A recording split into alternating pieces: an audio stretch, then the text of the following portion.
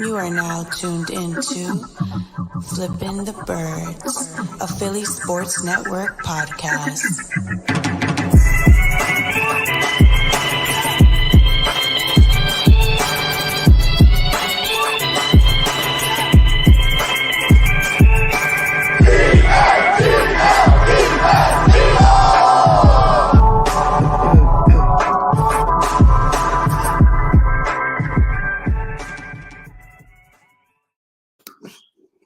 What all to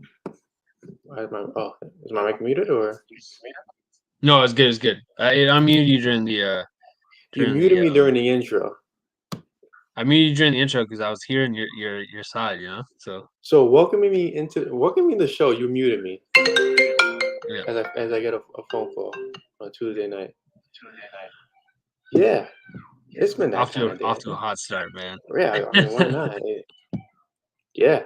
But yeah, welcome to episode 130 of Flippin the Birds. I'm Bryan Cameron alongside Morgan Burchett, and we're here to talk about birds. We're here to talk about the offseason so far.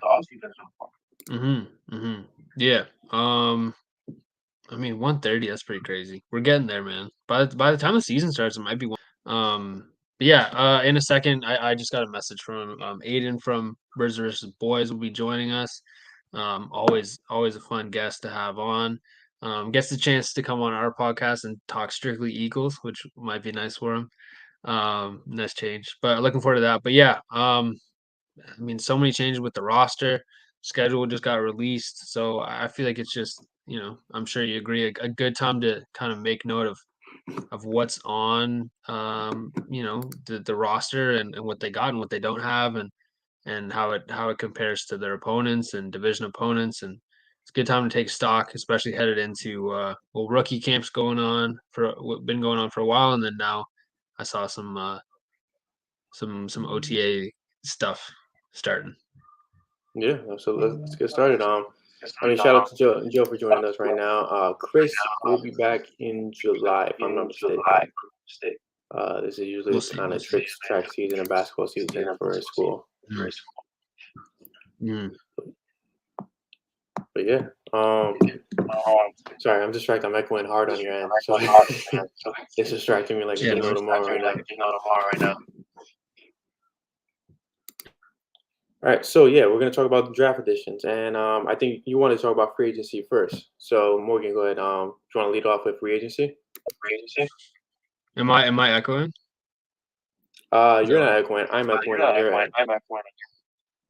Oh, okay. I'll put in the AirPods. But yeah, I mean, free agency. I think they mostly addressed the defense, but it got Zach Pascal. We were fortunate enough to have him on the podcast. And then obviously the big ticket was AJ Brown.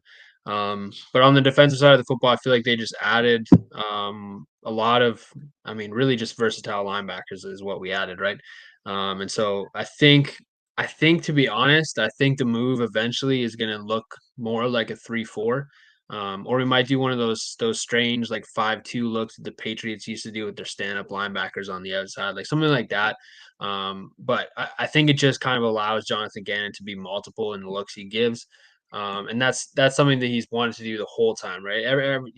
Just hearing him in interviews and hearing him talk about what he wants his defense to be, it's always kind of been that way, is show a lot of looks and do specific things very well, fly to the football, play smart football. And so I think that, we're starting to see kind of what the roster will look like on the defensive side of the ball, just a lot of people that can play a lot of positions. And then fast, athletic guys, but smart as well. So a good combo all around. I think, we'll get into it, but I think there's still some issues on the defensive side of the ball they didn't address, but it's a good start. And then on the offensive side of the ball, just adding some playmakers for Jalen Hurts. You can't really go wrong. And I mean, regardless of whether or not it's Jalen Hurts for the long-term future, a bona fide.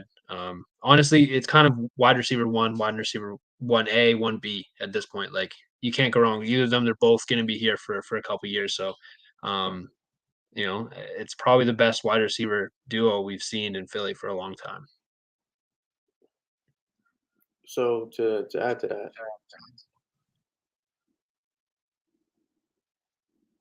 I think it's going to be one of the better wide receiver duos in the league entirely. You have a very very young Devontae Smith, who now will be facing the second best cornerback on every roster. And let's be honest, not every roster has a bona fide CB2 that can actually lock down a player of Devontae Smith's talents. Outside of that, then you're gonna have Quez Watkins. You have Zach Pascal. Quez Watkins is a burner on the outside. Pascal, he works heavy in the slot. So those kind of targets up in the middle, I mean, and the outside, it seems like a match made in heaven for any quarterback. The question is going to be is if Jalen Hurts can take advantage of it. If Jalen Hurts can actually make that leap in his second starting season to be that bona fide quarterback for the Eagles going forward. And we have Aidan joining us now from Birds vs. Boys. What's going on, boys? How are we? Having a Tuesday. Are you? In a good way or a bad way? It feels it feels like the Twilight Zone a little bit. I'm not gonna lie. Oh man, I'm right there with you. Started. Yeah. Listen, this is what I love about doing the podcast at night, though. Like the whole day can go wrong, and then you talk Eagles for an hour, and by the end you forget that the whole work day, everything happened. You're like, all right, I'm better off now. I agree with that. Yeah, which is what we're gonna do. Talk a little Birds. Yeah. You good, Mark? Can you hear me? I switched my thing, so I wasn't sure if you can hear me or not. So we're having a little technical difficulties. Yeah, on Morgan's side. It sounds like you're in a fishbowl right now. You're good. I can hear you now. Okay, sounds good.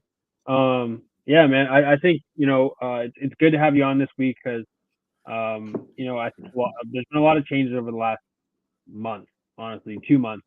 And so to have kind of a voice of reason, Bryan always, inflates his expectations. You're saying that I'm not the voice of reason now. That's what you're trying to say. Wait, hold on. You think I'm the voice of reason? Yeah. Whoa, hold on 1 second. I'm not the voice of reason all of a sudden. All right. So maybe you'll even inflate things more. But there's been so many changes that it's good to kind of take stock of what's really going on with the Eagles, what's in house, what they have, what they don't. So me and Bryan just started talking about all their kind of free agency additions, a lot on the defensive side of football, but also 2 pretty decent receivers. What'd you take from their offseason additions? And especially on the defensive side of the ball, how do you think that's going to impact how they play this year? Yeah, well, first, you're right. This is like the perfect time to do this because we're towards the end of free agency and the draft is over. I said this to Kevin, my co-host, when we did our draft recap. I was like, the best part of college wasn't the party. It was the day after rehashing with your friends what went on and just recapping everything. And that's what we're going to do. So this is the best part. Yeah. I am pretty thrilled with how the offseason went, particularly the draft. I know on defense in general, so I'm a Temple guy, so obviously I love the Hassan Reddick signing. And I'm just used to how this team operates now. And they just, aside from the Nnamdi Asomugha Dream Team season, they just don't throw huge money during free agency. So I was happy with the signing because you're white. we're investing in the linebacker position. So I was fine. I was content with how we addressed defense and free agency. But the draft is where I am just A+. Hell yeah. Yeah. We have to see these kids play, but I'm thrilled with how it went. The draft was kind of if you've seen Avengers Endgame where Cap actually picks up the hammer and everybody's like, oh shit, in the middle of the movie theater. That's exactly what happened in the draft when the Eagles announced this trade for AJ Brown. Right. So to kind of go a little past free agency, it's the draft for me that won the offseason. The fact that they went all the way to it was the 3rd round and got Nakobe Dean for it's a dream come true because you don't expect the Philadelphia Eagles to leave a draft with 2 bona fide 1st-round picks. That's exactly what happened. Jordan Davis and Nakobe Dean should have been drafted in the same round, and then they come out with AJ Brown as well. It's the weirdest thing because you're you leave the draft with everything happening. You're like, oh shit, is the world coming to an end? Should I pack my bags? Is this it? This is way too good to be true. This is something that would happen to Madden. And Madden would reject that trade from the Titans received. So it's kind of wow, we're living in a completely different era where the Titans just gave up AJ Brown for a bag of beans.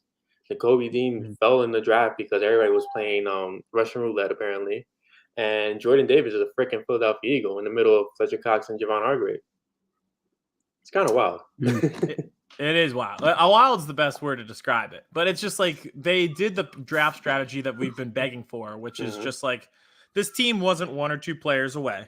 And when you're not 1 or 2 players away, go best player available. And I scream from the mountaintops, get the best players from the best teams. There's a reason that these kids are blue chip recruits in high school when they're 16 and 18 years old. There's a reason that schools like Georgia and Alabama recruit them. There's a reason that when they get to Georgia and Alabama, those teams compete for titles. And then there's a reason that they go with first-round grades. I'll take my chances that these kids who have been the most elite in football their entire lives, when they're 16, 17, 18 to 22, are probably going to be the same way from 22 to 27. So to get 2 kids from this Georgia defense, which is historically one of the greatest defenses of all time, fantastic, A+ right there. Yeah, and you touched on a lot of points that I was kind of making earlier as well that I've been making all season. I think we agree on a lot of those points, but I mean, you just see the difference, right? It's like, we're 4 or 5 years removed from having essentially the entire West Virginia offense, on our we got Rasul Douglas, we got Shelton Gibson, and for some reason we were just really talking to like West Virginia. Like, it just doesn't make sense, right? You draft good players from good teams and good things happen. Even I'm fine with trying to get that player that, you get an Aaron Donald here and there that, maybe didn't, go to the one of the top programs and they're still good, but, they'll come around, once in a while. And the Eagles were just one of those teams that for some reason like to take those chances. He's that guy that, like, in your fantasy draft always takes a rookie every year. It's just like there's bona fide picks that you should just be taking. And I don't know, it's like we saw a bit of it last year where how he's kind of changed the narrative, and this was just a complete 180. It was like a Steelers draft almost, where it seems like so many years there was like one player that fell, and it was like, okay, well, the Eagles have to take him here, and then okay, we didn't, and then okay, he's available again, and okay, the Eagles have to take him here, and then they didn't, and we just never seem to get those guys that fell down the draft. And this time was one of the biggest falls I've ever seen. Like, you see first round picks fall. There's that Laramie Tunsil video where he's, hitting the gas mask. Like, he fell, but still, like, there's a reason for that fall. That's like, it was pretty valid. And now it's an NFT, right? So, we'll see how that turned out. But like, for this, it's just like this guy fell to the mid 3rd round, and this was a conversation that the Eagles might take him at 18 or something like that. Like, this is a huge meteoric fall, and so to get a player like this who, reports might disagree, but like apparently it's all reports are saying that he's going to play week 1 in maybe a limited role, but he's going to be ready for training camp, and he's which is a weird thing. And I think you and I spoke about that as well, because they're putting out this rumor that, hey, the kid is injured, like, was it torn pec or whatever case may be, his measurements are not there, center, blah blah blah, but the kid's pulling, lifting up 600 pounds in the damn gym the next day in Philly. And we spoke about this the other day, and I was kind of like, I think it's more so about his measurements, because he didn't score at all. He's apparently too small in every category that fits a linebacker. But if you watch the tape, this kid is flying everywhere. He was the leader of that defense, and it's insane that we got him in the 3rd round. It's insane that we got him point blank.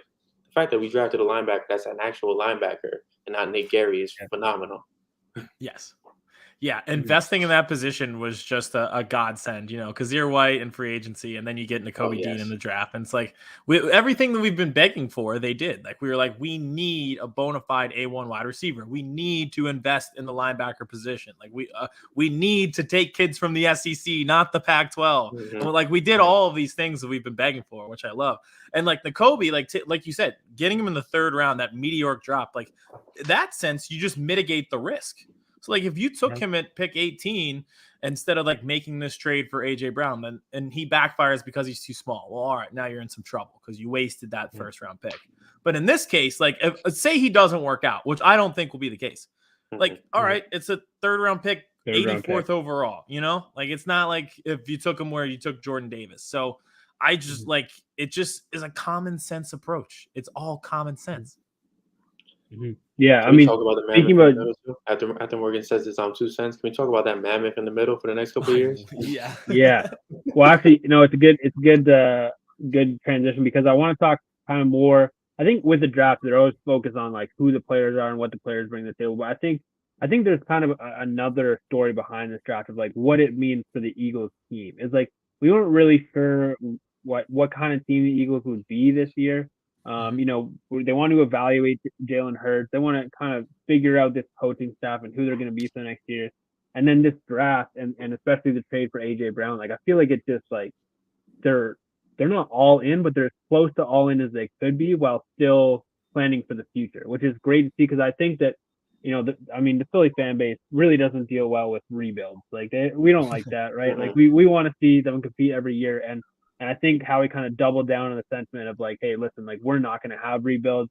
We're expecting to compete all the time. And the draft, you know, and we've been talking about this kind of for years of like Howie doesn't necessarily make decisions the same way that he talks about those decisions. He's like, oh, we're going to compete, but then like, okay, why is, you know, Jason Peters starting a left tackle over Jordan Mailata, and like, why are we letting Alshon Jeffrey come back from injury? And like, you know, there's a lot of moves that don't make sense, and some of those are coaching decisions. But this time it's like, hey, listen, we're going to build around Jalen Hurts. We're going to give him an opportunity, and we're going to build the rest of the team. And we made the playoffs for a playoff team. We want to keep building. So, what do you guys like? How do you guys feel about like the direction of this team after the draft? What do you think the draft signified? I think it accomplished two things. Well, just I guess the offseason in a whole. I don't know if you consider AJ Brown the draft or not. I consider him part of the draft. Right. That's why I give consider him out of the offseason. Okay, drafted AJ Brown for the offseason. Yeah, he's like a draft pick kind of. He's only 24. Like if the Bears took a kid who's 25 years old and AJ Brown's 24, then I'm counting AJ Brown as a draft pick. Honestly, yeah, good point. So I see it as two things. One, they finally given enough weapons to determine if their quarterback is going to be good or not. So they've invested in the offensive line constantly and draft like the second round pick, offensive lineman, heir apparent to Jason Kelsey. They gave the extension to Dallas Goedert, drafted Devontae Smith, now getting AJ Brown. Like they're going to find out one way or another if Jalen Hurts is good. And if he's not, like you said, they're not really in a rebuild because they're building for the future, which would be a rebuild. But then you've got all these weapons already here. And so you've got those 2 first-round picks next year. Obviously, Bryce Young, CJ Stroud, there's some guys next year where you're going to say to yourself, listen, if Jalen doesn't show anything this year, it's one of those guys with one of those 2 first-round picks, and you try to make a package. So it's like you're giving yourself – you're not doing a rebuild. You're being competitive. But if it doesn't work out, you have that optionality to move on at quarterback. So I think it was like those 2 things is what really stuck out to me this offseason. So I think it's time to kill the narrative. The narrative all offseason was that the Eagles are not a player away from being a contender. And as Aidan is saying everything, I'm kind of just like, you know, looking at it like, oh shit, like this actually did happen. Like they locked in Dallas Goedert. They locked in, you know, they drafted Devontae Smith, who's still on his rookie contract. They drafted Landon Dickinson, who's still on his rookie contract. The offensive line is pretty damn young outside of Jason Kelsey and Lane Johnson, who's still in the prime of his career. You have a deep backfield that's actually pretty young. Miles Sanders and Kenny Gainwell. And if Miles Sanders doesn't, you know, pan out and you don't extend them, then you got Kenny Gainwell and then whatever running back you draft next year. This team is one player away from contending. This team is ironically a quarterback away from contending. Yeah. And that quarterback is right there. Like it's literally in Jalen Hurts' hands where it's like, you know, like I gave you $1 million. And it's up to you on how you're gonna invest this money and, you know, live off the wealth of it. That's literally what the Eagles have given Jalen Hurts. And if Jalen Hurts is the guy, he'll show it this season because there's no reason why you can't. You have AJ Brown, who's probably one of the better yards at the catch wide receivers. Devontae Smith, who's a phenomenal route runner and is actually pretty damn good at the catch as well. Dallas Goedert, he made his name off yards after the catch. Miles Sanders, we know what he could do in the pass game if he actually catches the ball this season around. Right. And the offensive line, one of the better offensive lines in the league, no matter how you want to look at it, especially running the ball. So it's a God-given team for Jalen Hurts, and this team is actually, ironically, no matter how the defense looks, this team is a quarterback away from contending at point blank. And if Jalen Hurts is that guy, this team is going to contend this season. I'm not saying Super Bowl or bust, but I'm saying, hey, like, you know, possible second round, possible, you know, NFC Championship kind of thing, like Donovan McNabb all over again. I'll take winning the division too. There we go. Yeah. Start with that. It's interesting. I kind of want to pick both of your brains on this. Is like this is some movement and some acquisitions that we didn't really see when Carson Wentz was the quarterback. And it's interesting to me because they invested so like multiple first round picks, I believe, like just to move up, right? And to get Carson Wentz, and then people pounding the table for these receivers. They brought in Alshon Jeffrey, that was fantastic. But then like once he got old, there was no retooling, there was no like point that was made to surround him with as much talent. It's like, and it wasn't nothing, but compared to what they've done for Jalen Hurts, it's completely different. So I'm interested to hear what your guys' thoughts on, like, is this Howie Roseman's kind of learned from his mistakes? Do you think he's more bought into this coaching staff? Do you think maybe it's, we know that Jalen Hurts isn't as good as Carson Wentz, so we know we need those kind of guys? So like, what do you think's changed with the team building from Howie Roseman's perspective? I think it's learning from mistakes. Honestly, I think it's Howie learning from mistakes and seeing what happened with Carson Wentz. And you invested so heavily in the quarterback position and then really didn't invest around him with a core that could be successful. And I'm always going to like Carson Wentz, so maybe I'm a little bit biased, but I was so frustrated with how, like, everything around him. And listen, he is partially at fault. It's not going to be family fun night when he comes back to Lincoln Financial Field. Yeah, but absolutely. Like, if you think about the trajectory of this team, if they just give him DK Metcalf or Justin Jefferson. So I think this is just a complete rebrand of strategy, like we talked about. And Howie admitted this himself. He's like, I've been drafting guys from Alabama and Georgia because they are proven the pedigree of winners. And I just feel like we didn't see that before. It was like we're taking risks based off of potential. And now they don't seem to be doing that. They're like, these measurables are top tier. These kids are winners. And that's who we're going with. And that's how we're going to build around and build our core. So I think it's just a rebrand of strategy. And it's based off of past mistakes, what you like to see. Yeah. I'm going to play devil's advocate because it's weird that like Morgan, he threw that in there on purpose to the last part where he said, is it that they don't believe in Jalen Hurts? But yeah, like if you think about it, like they believed in Carson. Like Carson was the golden child for however long he was here, and they believed in him so much that Carson was the playmaker. You didn't need much talent around Carson because you believed Carson could do it. Jalen Hurts is opposite. Jalen Hurts, he needs the help. He needs a guy like A.J. Brown. He needs another year with guys like Devontae Smith and Dallas Goedert. He needs the assistance because he doesn't have that arm talent that everybody keeps on knocking him for. Mm-hmm. So I find it weird that you're saying that because like I think it's more so like, hey, Howie Roseman's assessing the situation was like, okay, we had Carson who was, we thought he was the second coming of Brett Favre. Obviously that didn't happen. He's just the second coming of Ryan Fitzpatrick apparently. And then you have Jalen Hurts, who he has the potential to be, a guy like Dak Prescott, a guy like possibly a little bit smaller than Lamar in case of playmaking. He has that talent, and he has that leadership quality. So if we put the pieces around him, then we don't need necessarily a franchise quarterback. Which, ironically, I've been holding off on writing an article about this, and I'll get your opinion on it. I don't think the Eagles are in the market for a franchise quarterback anymore. I don't think it makes sense to them.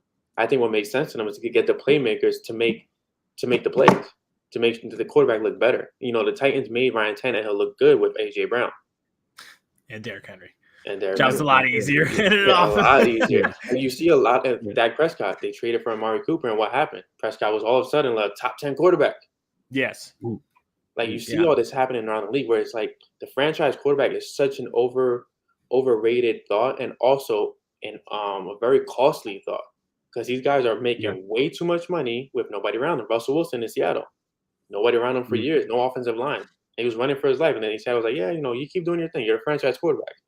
Jalen Hurts is we need a franchise. Like this is that we got to be a team first mentality with Nick Sirianni, with Jalen Hurts behind the helm, and we're gonna do this to the best of our ability with Jalen Hurts' limited ability.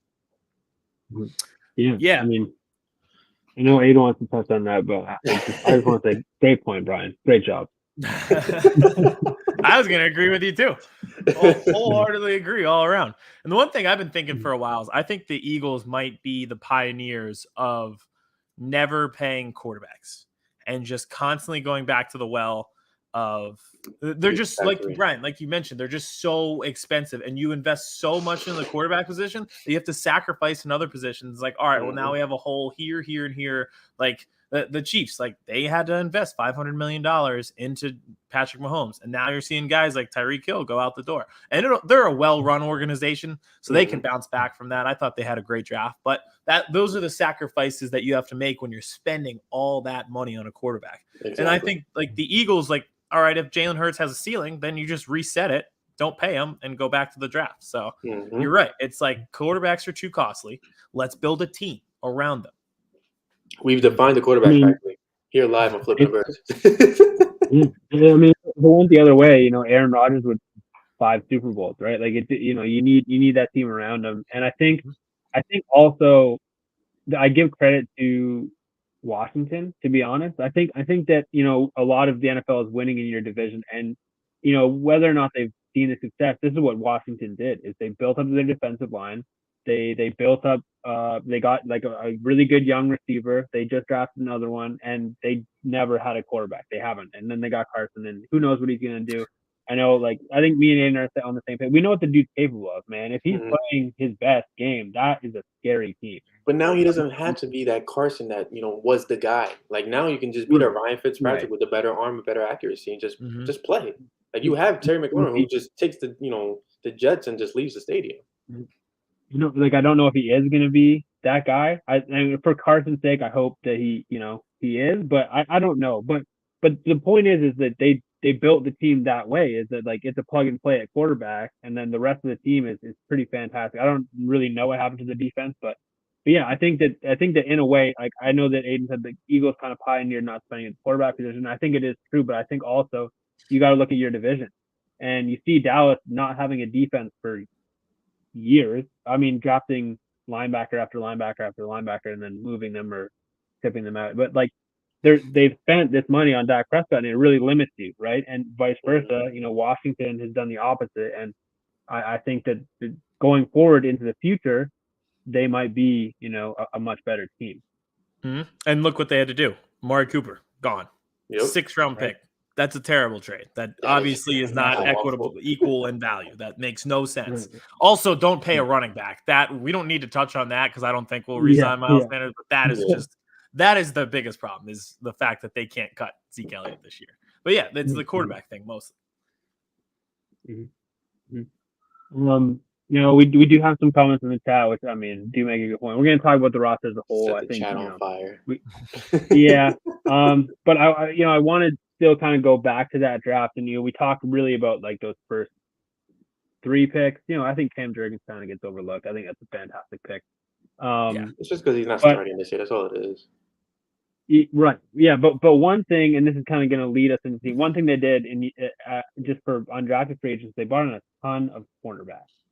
And it seems like, and just talking about the rosters, is clearly one of the holes that on the roster is that CB2 position.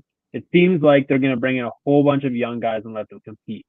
How confident are we? I mean, you know, James Bradbury still, you know, hasn't signed. Who knows? But it seems like they're very willing in general on this roster to bring in young guys that maybe don't have the pedigree, that maybe don't have the acumen, and let them compete and get thrown into the fire. How confident are you guys about, well, especially the cornerback 2 position, but about that model that they're kind of going for? So I like the model. I think spending money with undrafted free agents is a great idea. It's low risk, high reward. You know, they spend some of the most money in the league. Okay, who cares? Like, they're giving out $200,000. Yeah, like a billionaire handing out $200,000 is me giving someone $20 to pay them for their services. Like, yeah, spend the money. Spend high. I don't care on undrafted free agents. I like that model. Like, again, we talked about optionality earlier. Well, now you're bringing in a bunch of corners. Like, yeah, if 5 of them don't work out and a 6th does, it was worth it in the end. So I like that model. Am I confident that one of those guys could step in and be CB2 this year? Not confident at all. I feel like the James Bradbury thing is just like a match made in heaven. Like, it just makes too much sense not to happen.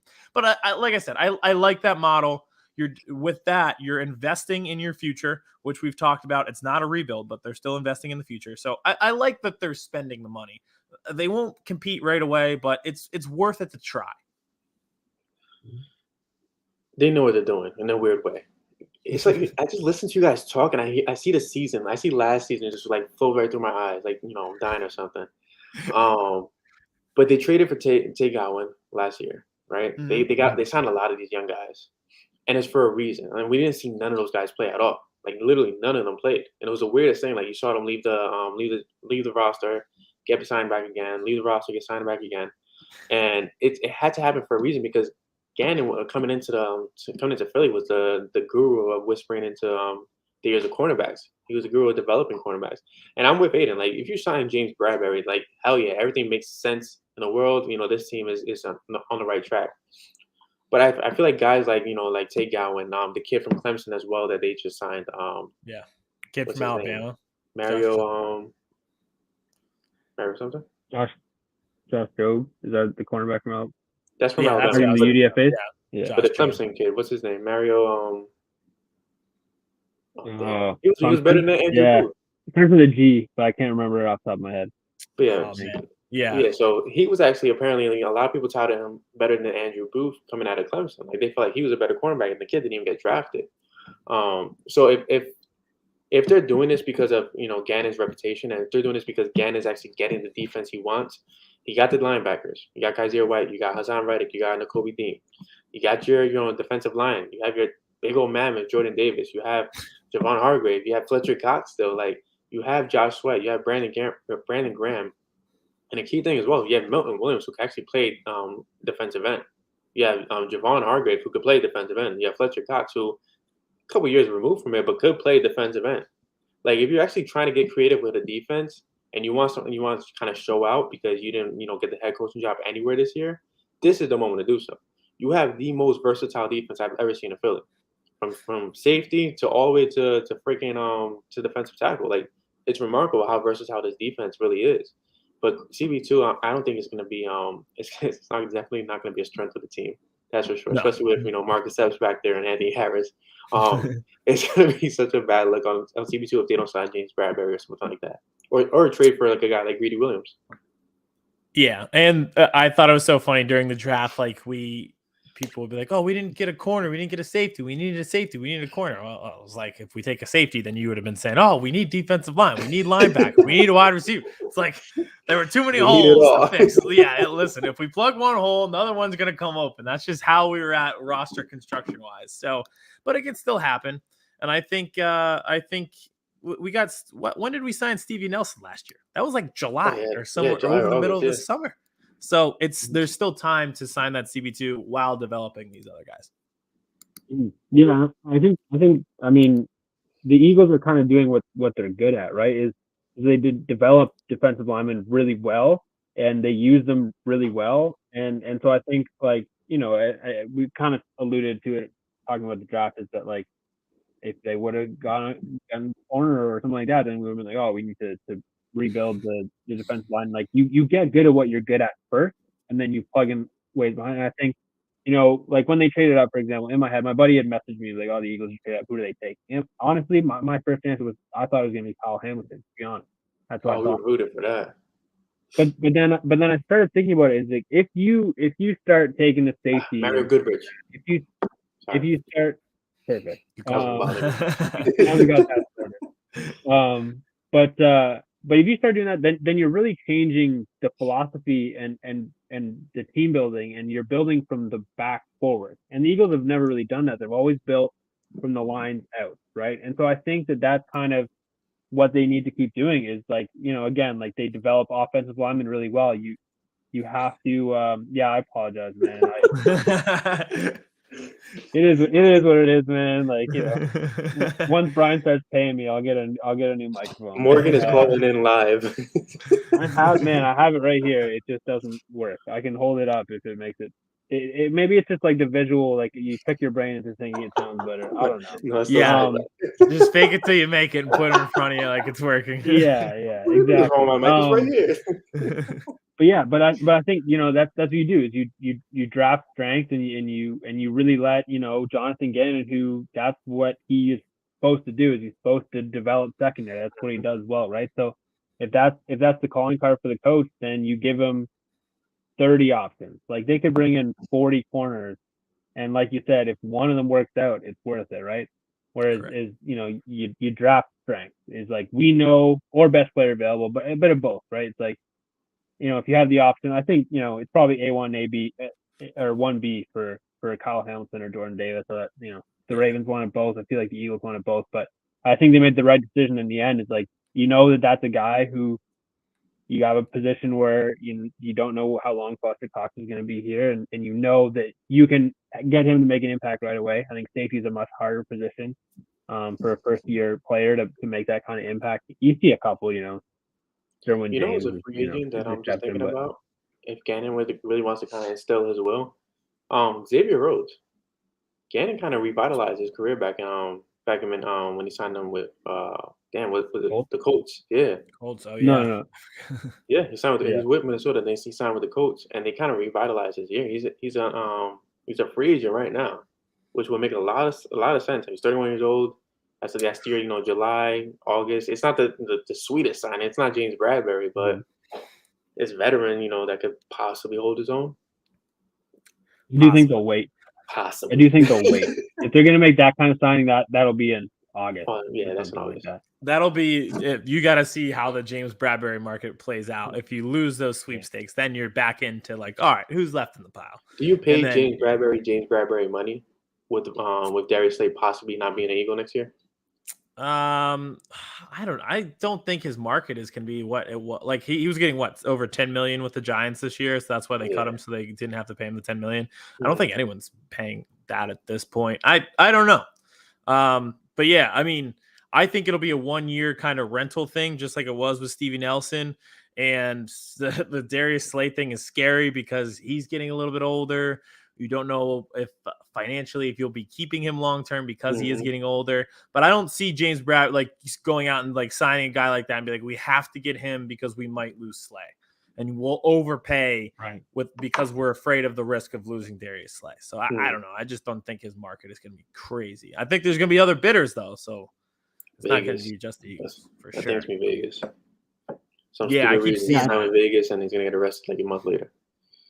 Like everybody. I think wherever he goes, it's probably going to be one of those 1 year prove it deals. Because I mean, the Giants did him no favors. Let's be honest. No. So I think if you're him and you're getting these offers that are under 10 million, then you take that 1 year deal. How he loves those kind of things. It might be. I mean, we can talk about it till the cows come home, how much sense it makes. At the end of the day, it makes too much sense. It makes way too much sense.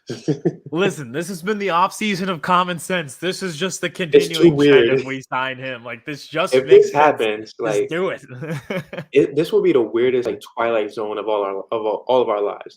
This makes way too much sense. Kind of like 2017 when they got Alshon, they got Torrey Smith, they got LeGarrette. It made way too much sense to make all those moves. So now, if you get a guy like James Bradbury, it's okay, the moons are aligning with Jupiter, Earth, and Mars, apparently. And it's what the hell's going on right now? If this happens, I'm going to have an issue when I have kids because they're going to come home from school and someone's going to get bullied. And at that time, you're supposed to say bullying's bad. But I'm not going to be able to say that because I'd be lying because bullying would clearly work because we're bullying this front office into doing everything that we want. Go get an alpha wide receiver. Done. Draft kids from the SEC, done. Sign James Bradbury, done. Everything we wanted, we're just bullying them into doing it. So I'm supposed to say bullying's bad? No, it's not. It always works in this city. We said run the ball. Channing run the ball at the games. That became the #1 run offense in the league. We're just going to bully this team until we get everything we want. Yeah, perfect. I love that. And if that's a conclusion, we could maybe just end on that note. Bullying works every single time. All right, guys, have a good. Teach your kids to bully. Flipping the Birds. Yeah. Nobody's kids are listening to this podcast right now. So we might have to ramp up the bullying for one position, and I think Brian touched on it a bit, but that's the Marcus Epps situation. I mean, we had Sean Bradley on the podcast. He really liked Marcus Epps. He thought that he was working really hard, but players always like players. Can we stop that? And I love Sean, and I hope Sean's listening to this. But players always love players. They always root for each other. That's what you're supposed to do. It's actually in your contract to root for your teammates. But Marcus Epps is not it. He looked better last year. I think the Marcus Epps we saw last season.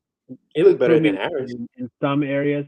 Yeah, but but That's not then you got rid of Rodney McLeod. He was not himself last season either. But he disguises a lot of issues on your defense, Rodney McLeod. I think that kind of gets overlooked. But he might not be the one making the plays, but he's the one making the play, right? Like he's in the background. He's taking away some of the field. He's doing those things. I think Rodney McLeod, he wasn't great last season, but he's certainly better than no Rodney McLeod, I think.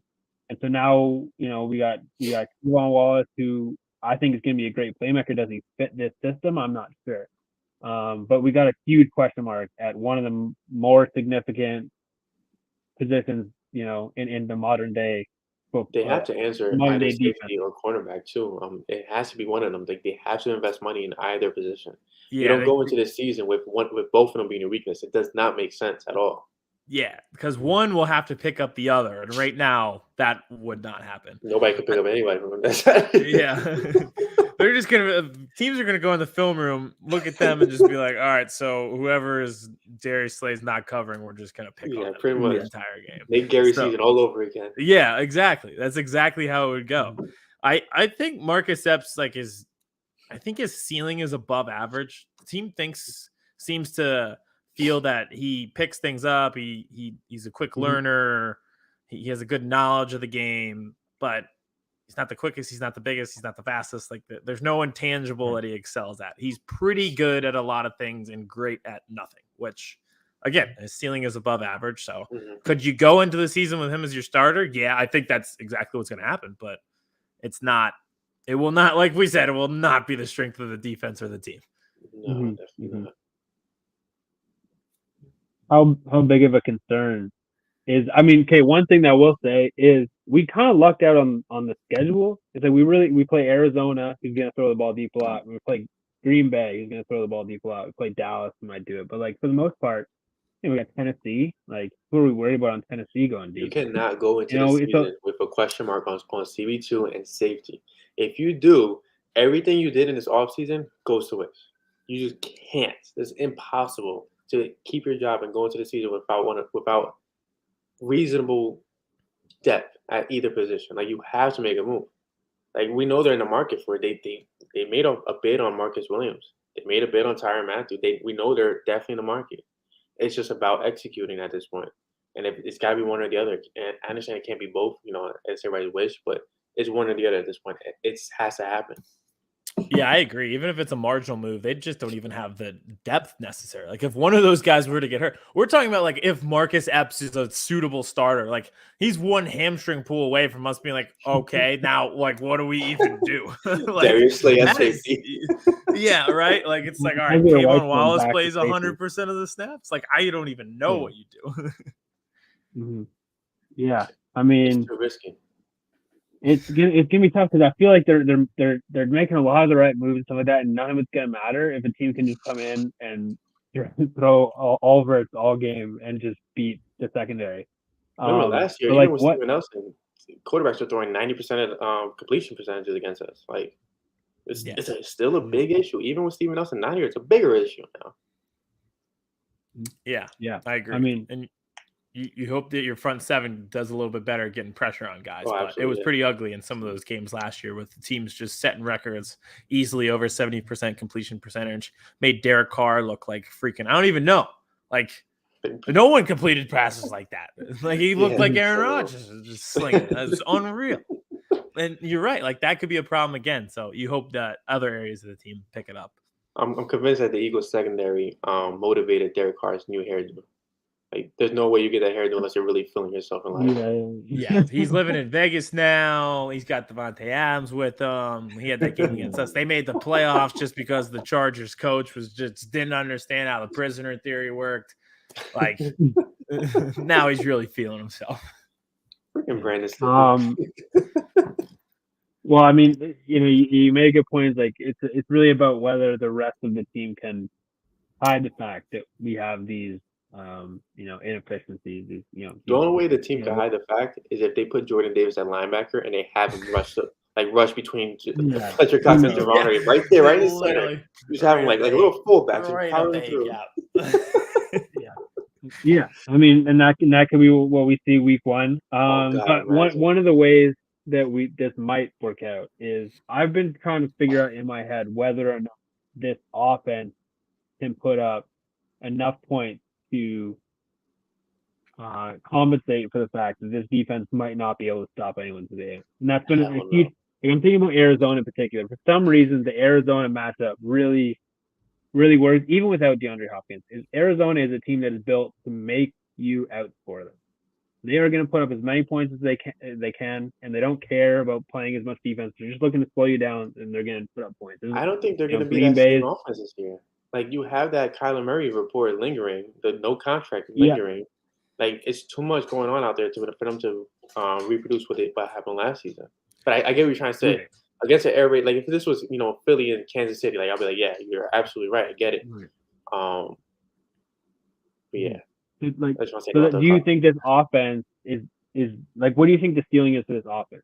Do you think they're still going to be a ground and pound team that they control the clock and then there's some splash plays, or is it, they take the training wheels off and now this is a team that can put up 30 points a game?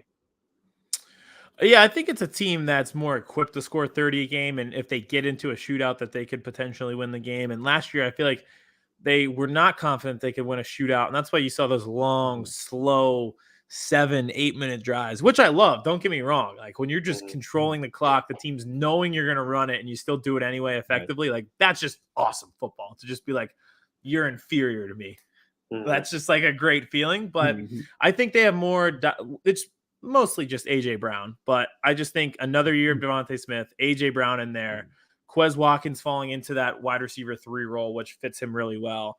Now you have these playmakers who can turn 10 yards into 60 yards in a hurry. So you don't necessarily need to rely so heavily on those long 11-play drives where 9 are runs, 2 are passes. Like you'll see more home runs now. So I think if they are in a shootout, are they going to be like one of the best offenses in the league? I don't know. Like they're not going to be Kansas City. They're not going to be name an AFC West team. All of them. They're not going to be that. But I think they're more equipped now that if they get in a shootout, they could win it. So weirdly that you mentioned the AFC West, I was watching actually the San Diego Chargers versus the Eagles game. Because I always tell Morgan, that's the Jalen Hurts game for me. That's the potential. Like, he saw the leadership. But a key thing about this season is the tape is out. Teams have seen enough tape on the Eagles run game to know what the hell they're going to do. Unless you get really creative, which Sirianni is capable of doing it, but at the same time, like you really got to go out of your way to get that creative, which is why you trade for a guy like A.J. Brown, which is why you give Jalen Hurts those kind of weapons, Zach Pascal as well. I feel like this team's going to be a more balanced team now. Like you have to pass more. There's no ifs, ands, or buts about it. We saw it in week 1. We saw it in week 2. They were a pass-heavy team before they started running. Jalen Hurts was throwing over 300 yards consistently. Now you can actually do that effectively and more efficiently. So, again, the tape is out on the run game. There's no, besides the Titans, there's no team that I've ever seen that could really run the ball that consistently. Especially, it's definitely not going to be the Eagles. It's got to be a pass-heavy team, in my opinion, at least. Creatively, you saw it in the playoff game, like the system falls apart when a team punches in your mouth who has a good quarterback and dynamic playmakers around them, and all of a sudden you're down 14-0 and in your hole, and then you're like, okay, well, these 10-play drives where you're running and eating clock, like it just doesn't work as well when that happens. That's why like the key to beating Navy and Army all the time in college football, like you can't run the triple option when you're down 21-0. It's the same type of logic applies here. And that's what I'm saying. Like, I agree. Like they're totally more equipped now with these playmakers that they don't, the like you said, the tape is out on the run game. So you can just rely on the pass game a little bit more now. Well, I agree, but I think too there's that, I don't know, that inkling in the back of my head where it's like, how willing are you, knowing how the season started off last year and putting so much on Jalen Hurts' shoulders, how much are you going to ease him into that, right? Like, obviously the schedule is pretty fortunate that they have the Vikings early on, and that could be a test. But until they play the Cowboys, not really. And they do play Arizona, but my point is like there's a reason why they went back to running the football. And it might be because A.J. Brown wasn't here, but I think there's also that factor of like, okay, but we're understanding Jalen Hurts' limitations. And the other thing too is I think that this offense is predicated on the read option, right? Like that's a huge part of this offense. So to take that away, to not be a running team, and not be a running team, but essentially the switch would be you're building an offense around the pass, and then so your run game has to complement your pass game, whereas the Eagles do the opposite. Is the run game starts and the pass game complements. So they spread people out, they make linebackers think twice, and they just run at you in a lot of different ways. And so, and I'm curious to see, and I don't have an answer for this. I don't think anyone has an answer for this, but I'm curious to see how they come out in the first couple of weeks. Because if it truly is like we're a different offense and we're going to let Jalen Hurts sling it, we'll see it in Detroit right away. And that's how they came out against the Falcons, right? But I am curious to see like what offense. I think now like Sirianni has the option to really show what his offense is, and we saw both sides of it. And I'm curious to see just like what his offense will look like this year, because he really can do anything. So Sirianni, sorry to jump in, but Sirianni's offense is predicated on wide receivers having open space, wide receivers being able to get the ball in open space. Now you have that. Last year we didn't have that at all, even with Devontae Smith. You know, the first couple of games it was kind of rough for Devontae to get open. Now you have A.J. Brown. You have A.J. Brown versus CB1. You have Devontae Smith versus CB2. You have Dallas Goedert lined up against a linebacker. Quez Watkins, again, CB3, and he has the speed to burn anybody. But now it's about, just 5 yards out, think and pass. That's it. 5 yards out, pass. 5 yards out, pass. Get into a rhythm where Jalen Hurts is kind of like, I'm the man right now. I feel really good. And you're getting A.J. Brown yard at the catch. Devontae Smith, yard at the catch. Dallas Goedert, yard at the catch.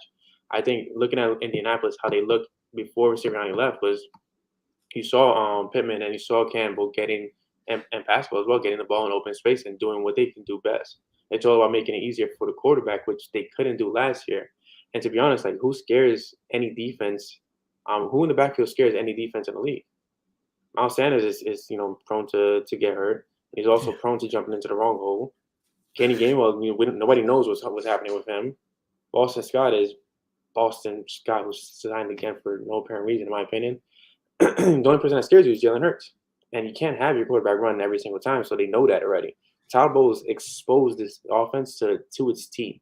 Where it's like, if I'm Sirianni, I'm kind of like, I spent the whole offseason remanufacturing this offense based on what was given to me and what I can do going forward.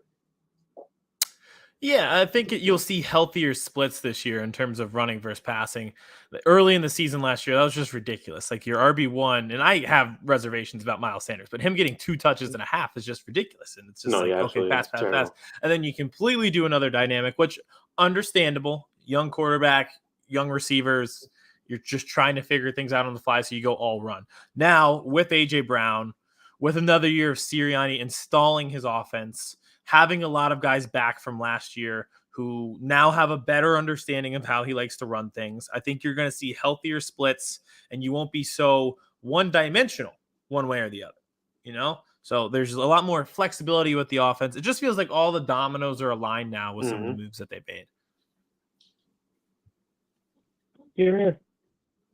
He wasn't on the schedule, but I'm curious, just like a quick thought on like who do you think is going to be like the breakout candidate? Like I've heard a lot of fantasy guys talk about like who's the receiver to have in the Eagles offense.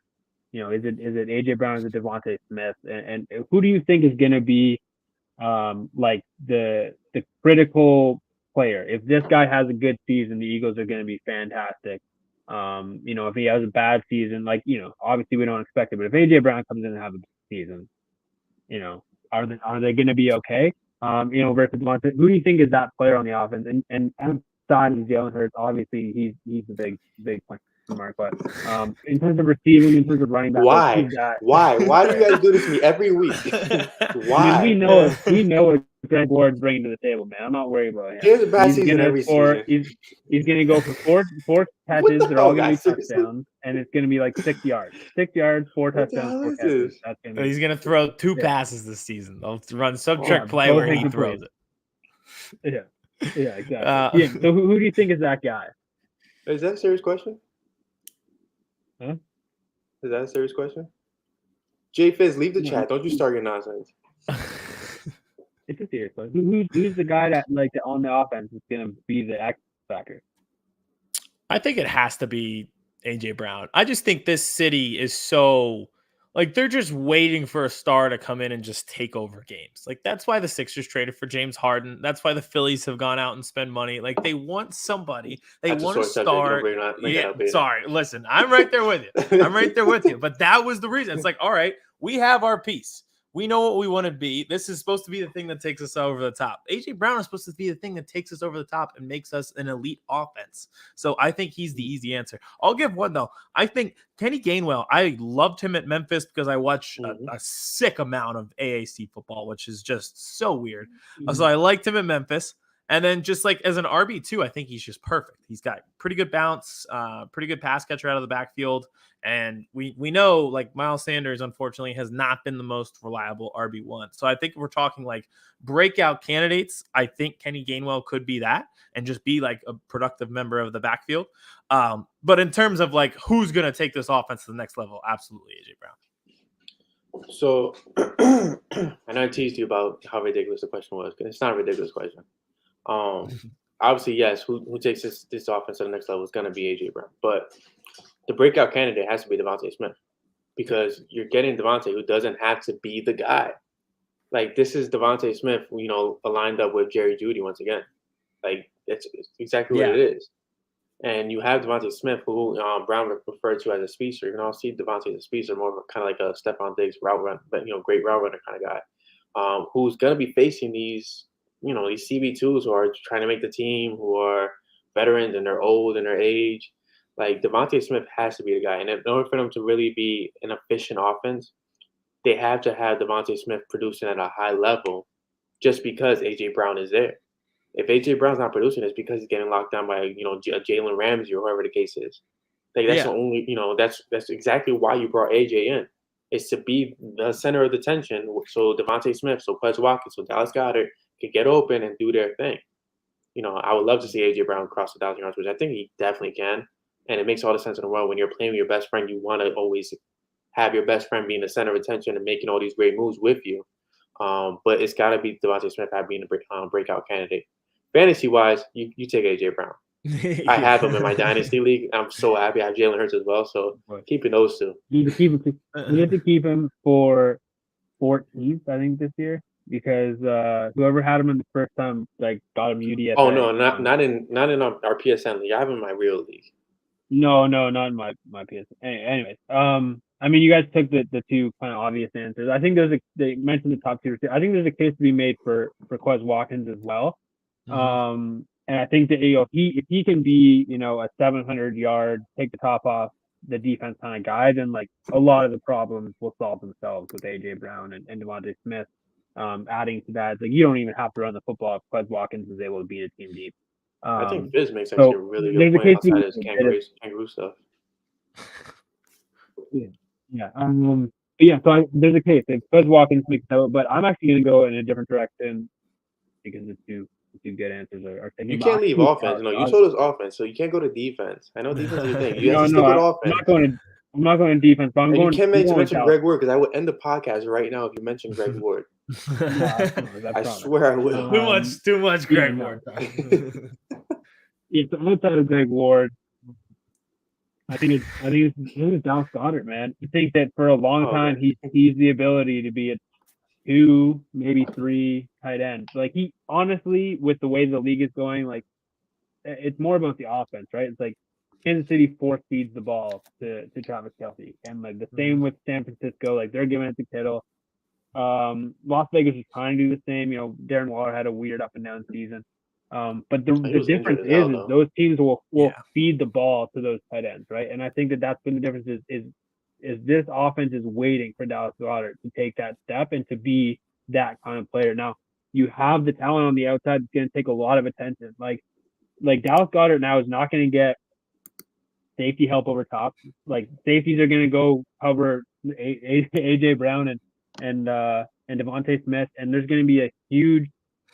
Oh, geez, man. I feel like we're going down the rabbit. We're getting too far down the rabbit hole to a point now where it's just back to the practice squad you go, Greg Ward. Boston Scott is anyways, next. yeah, Dallas Goedert, man, I think it's really gonna be him. If Dallas Goedert can be 1,000-yard receiver at the tight end position for the Eagles, like the sky is the limit. And he really can. There's a couple concentration drop issues, but like there's no reason why he's not a top 3 tight end in the league. And I don't know who would be the guy that drops the 4. Probably just depends on the season, but man, he's so talented, and now he's got the help outside. And like even before it was Devontae Smith, like he's getting doubled, and then the rest of the coverage is going to Dallas Goedert. So if they can find a way to manufacture touches and then let him do what he does best and create yards after the catch, beat linebackers that are athletically unable to guard him, this offense can be really scary. Yeah, and how great was it that it played out how we hoped it was last year, where they traded Zach Ertz and he'd constantly been living in Zach Ertz shadow, Right. which made sense for a long time. And then he finally became that breakout player when Ertz was traded to the Cardinals. So I really think that you're right. And there's no wrong answer here. Hopefully they all have breakout years, but like Dallas Goedert can really just be like that safety valve. He can be this just mismatch in the middle for them. And it's just another year of him being the tight end 1 and just kind of coming into his own finally, which was great to see, and hopefully it continues. The good thing about Goddard is that the extension last year was to me at least gratifying. Like it was well welcome, a welcome sight, as well as comfort, because you have this safety blanket that's more than just a safety blanket. I think, in my opinion, he belongs up there with a George Kittle, with a Travis Kelce, as far as the tight ends that are better at yak. And I think it's weird that towards the beginning of the season we didn't see much of Dallas Goedert because Sirianni's offense is predicated towards the wide receivers. But I think coming into the season, like Sirianni, is gonna realize like my offense can only be better with a guy like Dallas Goedert producing. My offense can only be better with with us focusing on the tight end and using that to our advantage. So that's a good point. Yeah, the physical mismatch aspect is huge because again, just another guy that you have to pay attention to that you can't double because you have 2 wide receivers who are good.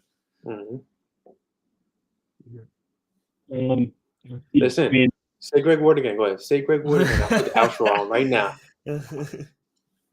So all in all, I feel like we touched on every little aspect of the roster, but one thing we haven't talked about is what that even kind of means for this season, right? So kind of concluding is like, the Eagles got an easy schedule, but so does their entire division. What can this roster accomplish? What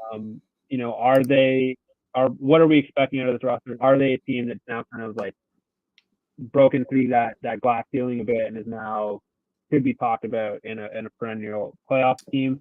What do you see this team being next or this year, and then maybe even in the future? I find this is the first time in a long time that I felt really good about the potential that we are. As the kids say, the vibes are strong. For once in a while, first time in a long time, feel old, man. The vibes are strong. Like this has been like I can see the trajectory. I can see what they're trying to do. I can see what they're building, and it's fantastic. Listen, they have one road game this year where they play a team last year that was in the playoffs, and it's the Cardinals who got smoked in the first round. And I, like you, Ryan, don't believe that much in them. I think they're a little bit too finesse. I like them a lot, but at times they just feel too finesse. And I don't know, like if that's the toughest game you have to play on the road, so be it.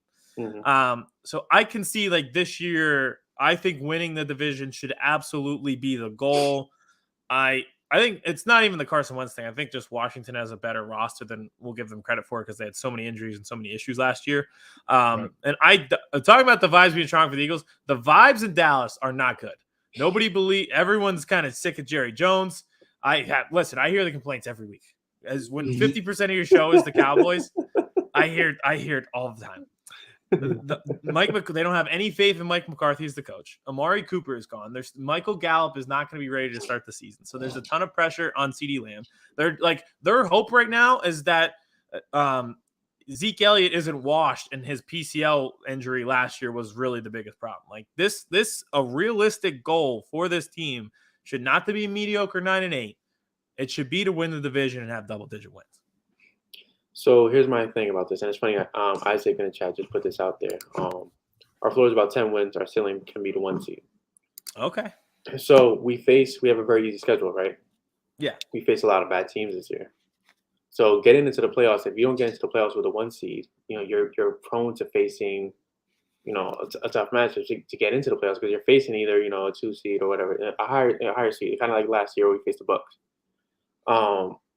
That's my fear, honestly, is can this team beat a good team? I'm not considering Green Bay a good team right now because we don't know what they're going to look like on offense with Aaron Rodgers having, a new arsenal around them. Again, Cardinals, they were cute last year, but there's a reason a lot of people are out on Kingsbury and Kyler Murray. It's just I need to know that this team could beat a good team, and I feel like there's no team on this schedule that screams good team to me, that screams bona fide contender, and that's fearful to me because you're not facing the Bucks this year, you're not, and it sucks. Yeah, you're facing the Cowboys, but like Aidan said, the Cowboys are on a downward spiral. It's weird. I feel like it's weird. Washington to me has always been a very more competitive team when it comes to the Eagles, in my opinion. Just because that defensive line is phenomenal to me. But it's, how difficult does it really get for the Eagles where you say, like, okay, yeah, they were tested. Like last year, we were tested with the Chiefs. We were tested with the Chargers. We were tested with the Bucks. We were tested with, a lot of freaking good teams. I wish we had last year's schedule with this team because it would have made so much more sense. But this screams like, it doesn't even scream 2017 because 2017, we faced a good Broncos team that we blew out almost like by, it was like 50 to something. Dropped 50. Yeah, it dropped a 50 burger. It was insane. But this year we're not facing that that dynamic team that stands out on paper right now. When the season starts, it could be like, the Saints are, 10-0 when we face them, whatever case may be. It could be completely different. But as of this moment, like there's nothing on this paper that stands out. It's like, damn, like, yeah, they're gonna struggle in this part. They're gonna struggle in this part. No, it's kind of like this team is beatable. This team is very beatable. But it depends on if the Eagles can beat themselves first. Yeah, exactly. It's going to come down to us. It's like take that natural next step. Like you made the playoffs as a 7 seed. You were 9-8. That's fine. Like you were trending in the right direction. So continue to do that.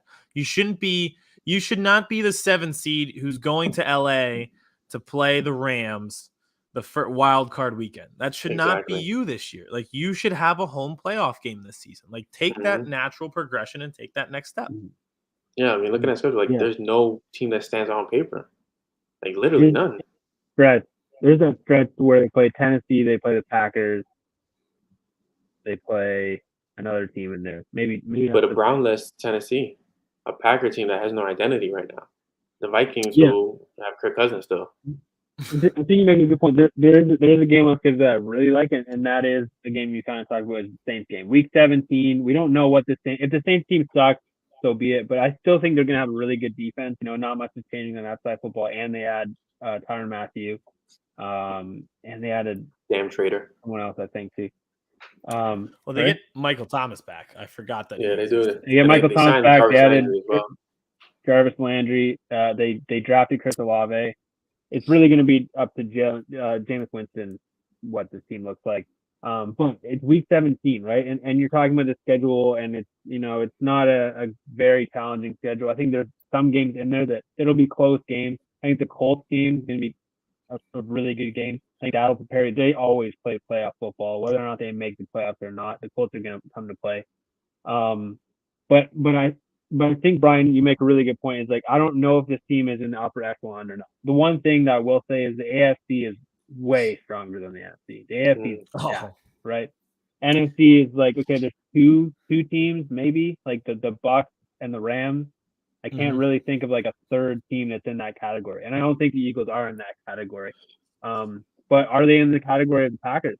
Like they very well can be. I don't think that's absolutely. Yeah, I agree with that. Are they?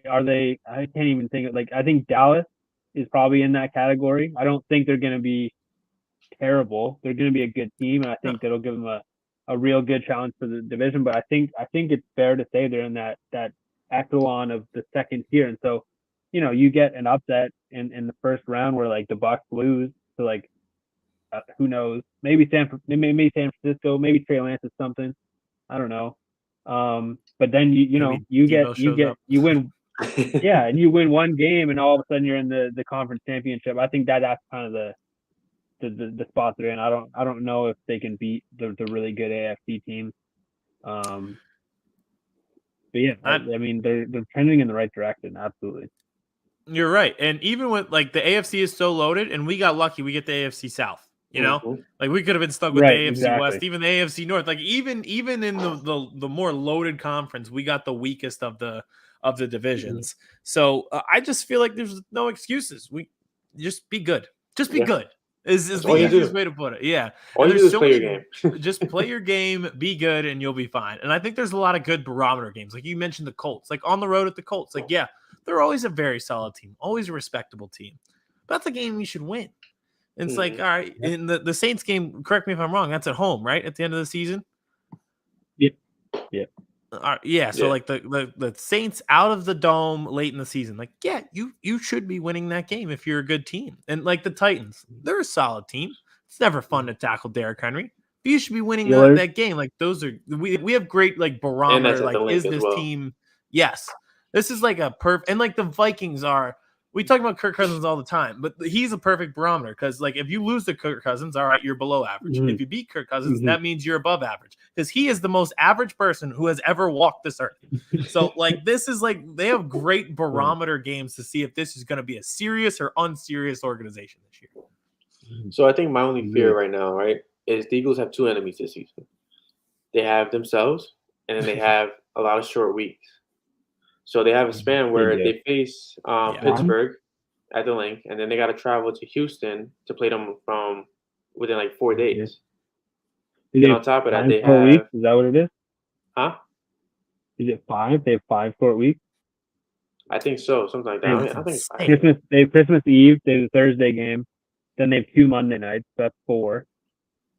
Yeah, I feel like it's a lot of short weeks in the schedule. So at the end, it's two enemies again, themselves, which you put Nick Sirianni in that bucket where it's like if you don't handle these short weeks the right way, then you're losing your team.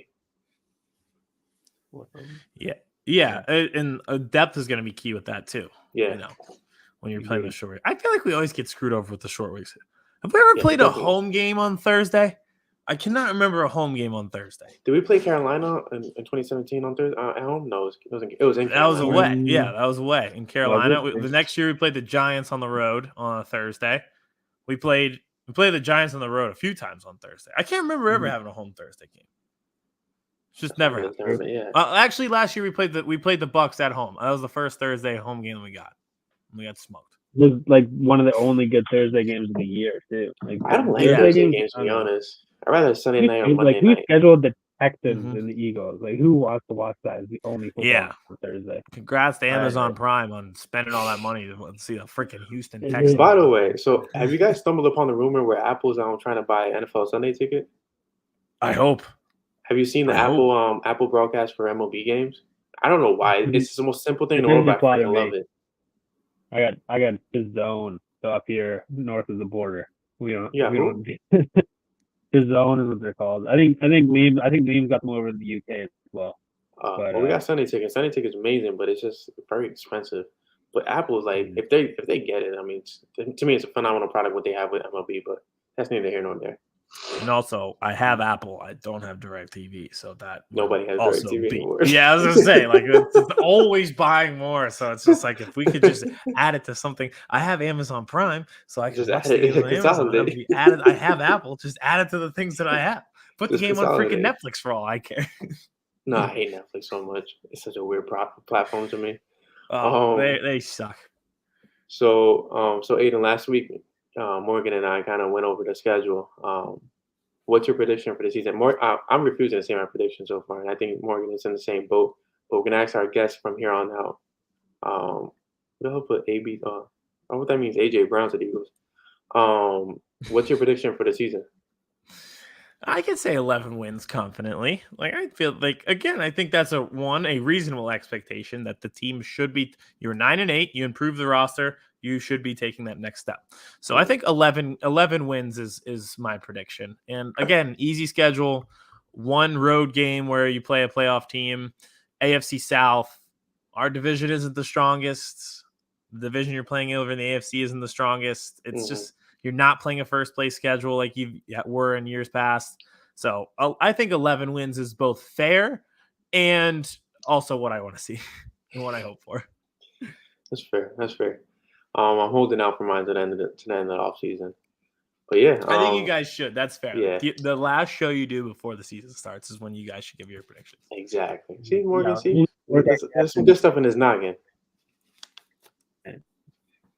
But yeah, Aidan, thank you for coming on, man. Seriously, we appreciate, you blessing us with your presence. We look forward to this relationship between Birds versus Boys, even though we haven't seen your co-host at all ever since he had his baby, not gave birth. He did not give birth. He had his baby. You might as well have. Listen, I don't even see him either since he had that kid. I was the main person in his life.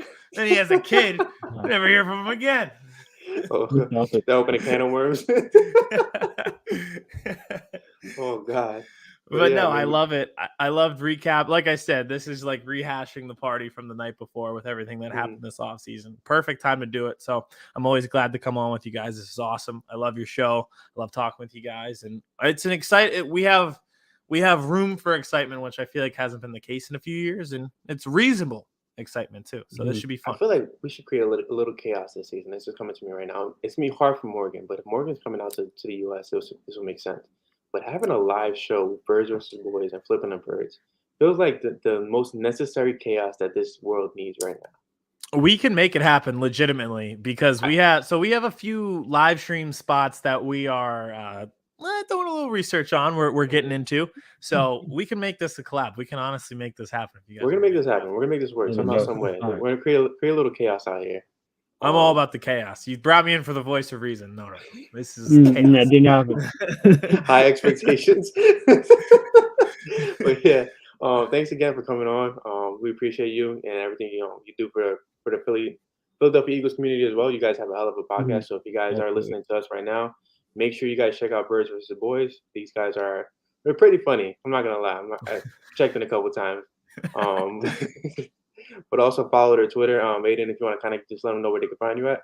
Yeah, at Birds vs. Boys Pod on Twitter, TikTok, YouTube, everywhere pretty much. So give us a follow. And like you said, we're pretty funny. That's our sweet spot. But yeah, on that note, I'm Bryan Cameron. He's Morgan Burkett.